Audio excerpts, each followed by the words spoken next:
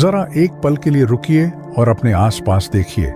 जो हवा आप ले रहे हैं उसे छोड़कर इस दुनिया में ऐसी कौन सी चीज है जिसके लिए आप सुबह से लेकर रात तक अपनी सेहत, अपना सुकून और कभी कभी तो अपने रिश्तों को भी दांव पर लगा देते हैं। जवाब बहुत आसान है और वो है पैसा। लेकिन दोस्तों, आज मैं आपका दोस्त बुक बाइट ऑडियो पर आपसे एक बहुत ही अजीब और डरावना सवाल पूछना चाहता हूं। क्या हो अगर मैं आपसे कहूं कि जिस चीज के पीछे आप पूरी जिंदगी पागलों की तरह भाग रहे हैं, जिस कागज के टुकड़े के लिए भाई भाई से लड़ रहा है और जिस बैंक बैलेंस को देखकर आपको नींद आती है, असल में वो चीज वैसी है ही नहीं जैसा आप सोचते हैं। सोचिए, हम सब एक दौड़ में हैं, एक ऐसी रेस जहां हर कोई भाग रहा है, गिर रहा है, फिर उठ रहा है, सिर्फ इसलिए ताकि वो सुरक्षित महसूस कर सके। लेकिन क्या कभी आपने ठंडे दिमाग से सोचा है कि आखिर ये पैसा पैदा कहां से होता है? क्या सरकार सच में नोट छापकर अमीर नहीं हो सकती? या फिर बैंक आपको जो कर्ज दे रहा है, क्या वो सच में किसी और का जमा किया हुआ पैसा है?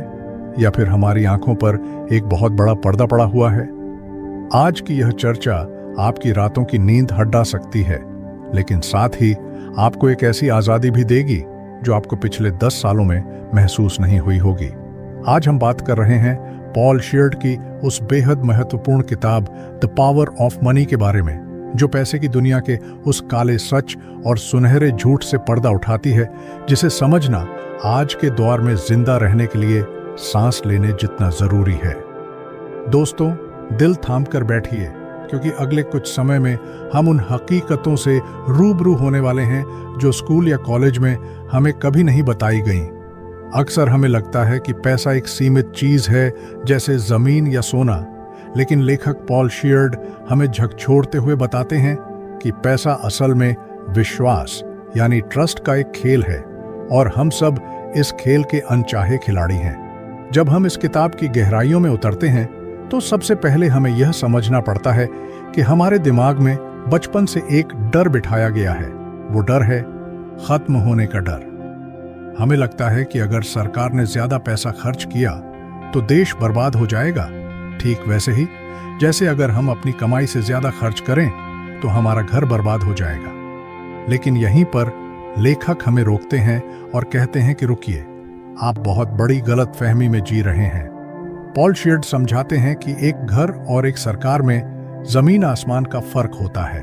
हम और आप पैसा इस्तेमाल करने वाले यानी यूजर हैं, जबकि सरकार, खासकर वो सरकार जिसके पास अपनी करेंसी है, वो पैसा बनाने वाली यानी इश्यूअर है।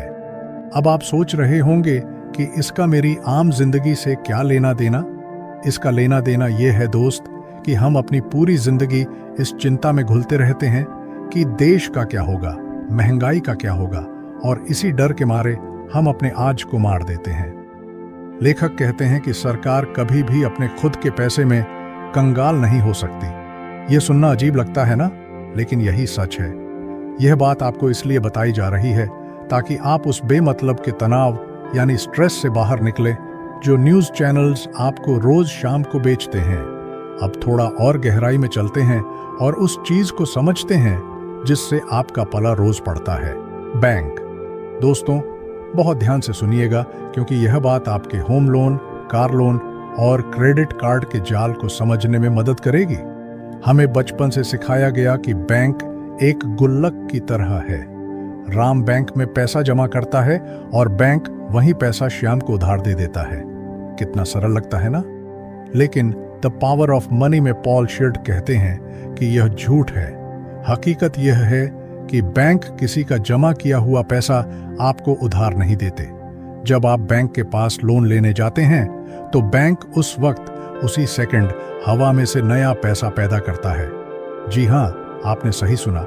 जब बैंक आपके खाते में लोन की रकम डालता है तो वो पैसा किसी और के खाते से कम नहीं होता, बल्कि वो कंप्यूटर में एक एंट्री करके नया पैसा बना दिया जाता है।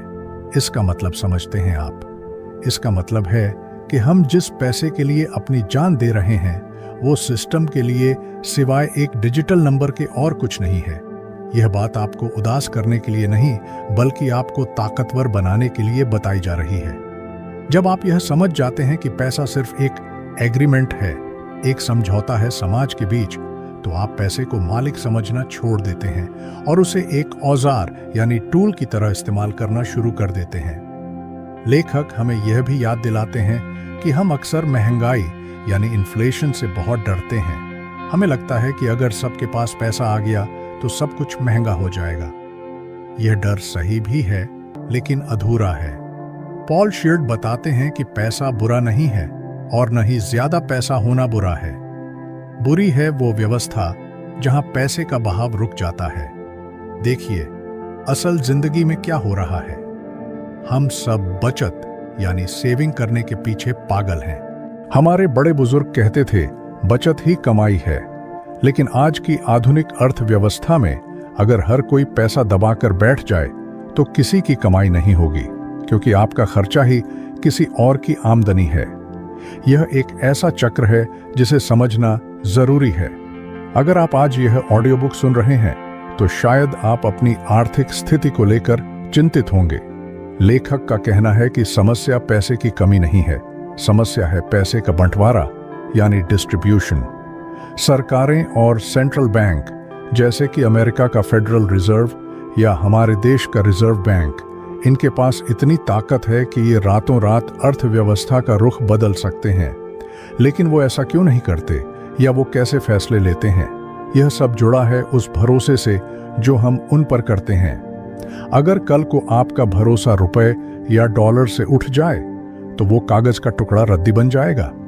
तो अब सवाल यह उठता है कि इस बड़ी और जटिल मशीनरी के बीच एक आम इंसान, आप और मैं, कैसे पिस रहे हैं? हम गलती यह करते हैं कि हम पैसे को दौलत, वेल्थ समझ लेते हैं। पॉल शियर्ड की इस किताब का सबसे बड़ा और जीवन भर याद रखने वाला सबक यही है, पैसा दौलत नहीं है। पैसा सिर्फ दौलत को नापने का एक फीता है। असली दौलत है वो सामान जो हम बनाते हैं, वो सेवाएं जो हम देते हैं, आपकी मेहनत, आपका हुनर और आपके खेत का अनाज। हम पूरी जिंदगी फीता जमा करने में लगा देते हैं और असली दौलत बनाना भूल जाते हैं। सोचिए, अगर आप एक वीरान टापू पर फंस जाएं और आपके पास करोड़ों रुपए के नोट हों, तो क्या आप अमीर हैं? नहीं। वहां एक बोतल पानी और एक रोटी का टुकड़ा उस करोड़ों रुपए से ज्यादा कीमती होगा। आज के दौर में हम यही गलती कर रहे हैं।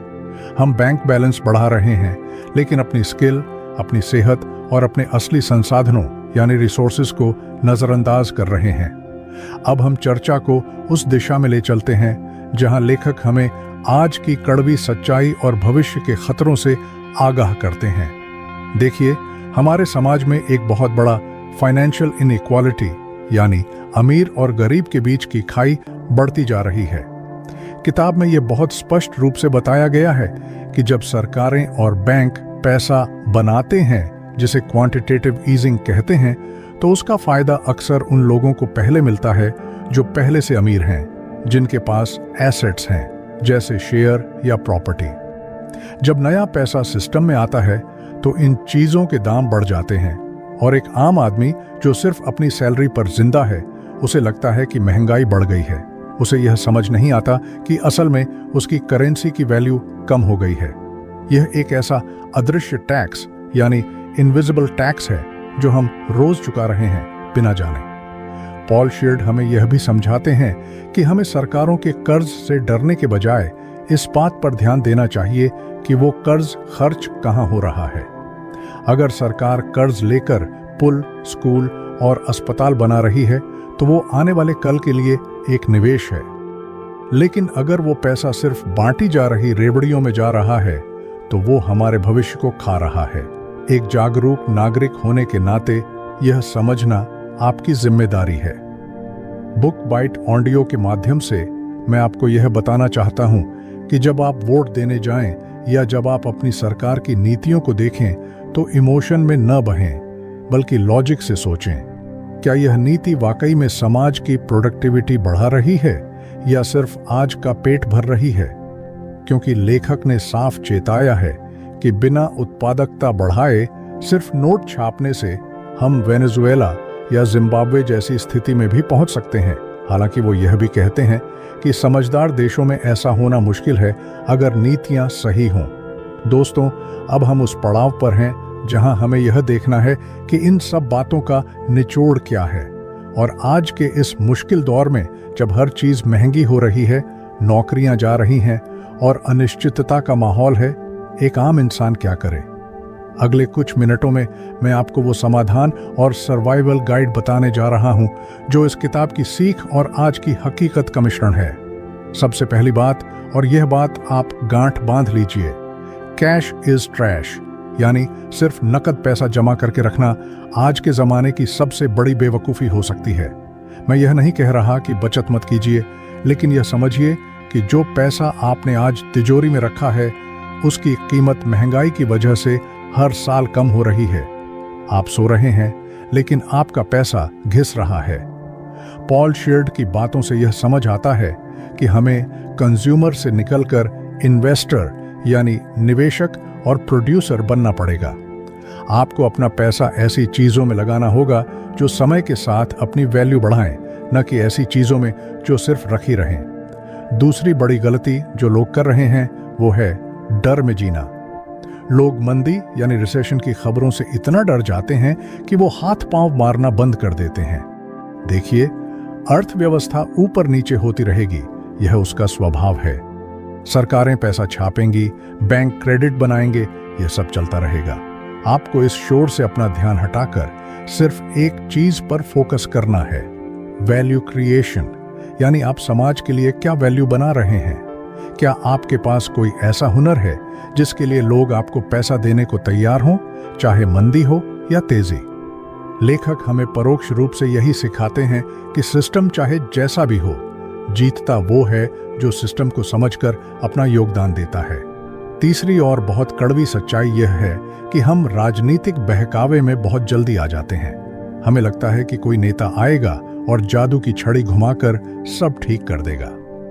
द पावर ऑफ मनी पढ़ने के बाद यह साफ हो जाता है कि कोई जादू की छड़ी नहीं है, सब कुछ एक ट्रेड ऑफ है। अगर हमें सुविधाएं चाहिए तो टैक्स देना होगा या महंगाई बर्दाश्त करनी होगी। अगर हमें सस्ता लोन चाहिए तो कम ब्याज दरें स्वीकार करनी होंगी। एक मैच्योर इंसान की तरह हमें यह समझना होगा कि मुफ्त में कुछ नहीं मिलता। अगर आज सरकार आपको कुछ मुफ्त दे रही है तो उसकी कीमत आप ही कल किसी और रूप में चुकाएंगे। तो अब आप क्या करें? कल सुबह जब आप उठें तो इस माइंडसेट के साथ मत उठिए कि मुझे सिर्फ बिल भरने के लिए पैसा कमाना है। यह सोचिए कि मैं इस आर्थिक मशीन का एक हिस्सा हूं। मुझे इस मशीन को समझना है। अपने बच्चों को पैसे के बारे में वो सिखाएं जो स्कूल नहीं सिखाता। उन्हें बताएं कि पैसा विश्वास है। उन्हें बताएं कि कर्ज यानी डेट दो धारी तलवार है। अगर समझदारी से लिया जाए तो आपको अमीर बना सकता है, जैसे बिजनेस लोन, और अगर बेवकूफ़ी से लिया जाए तो आपको गुलाम बना सकता है, जैसे फालतू खर्च के लिए पर्सनल लोन। आखिर में दोस्तों, पॉल शीर्ड की यह किताब और बुक बाइट ऑडियो की यह कोशिश सिर्फ आपको जानकारी देना नहीं, बल्कि आपको जगाना है। जिंदगी बहुत छोटी है, इसे सिर्फ EMI भरने में मत बिताइए। सिस्टम को समझिए, डर को ज्ञान से काटिए। याद रखिए, सरकारें पैसे छाप सकती हैं, लेकिन वो आपका समय, आपका हुनर और आपके अपनों का प्यार नहीं छाप सकती। असली दौलत वही है। जब आप इस पैसे के माया जाल को समझ जाते हैं, तब आप पैसे के पीछे भागना बंद कर देते हैं और पैसा आपके पीछे आना शुरू कर देता है। यही वो सच है जो कड़वा जरूर है, लेकिन अगर आपने इसे पी लिया तो आपकी जिंदगी की बहुत सारी मुश्किलें आसान हो जाएंगी। अपने आप पर भरोसा रखिए, क्योंकि अंत में सबसे बड़ी करेंसी आपका खुद का आत्मविश्वास और आपकी मेहनत ही है।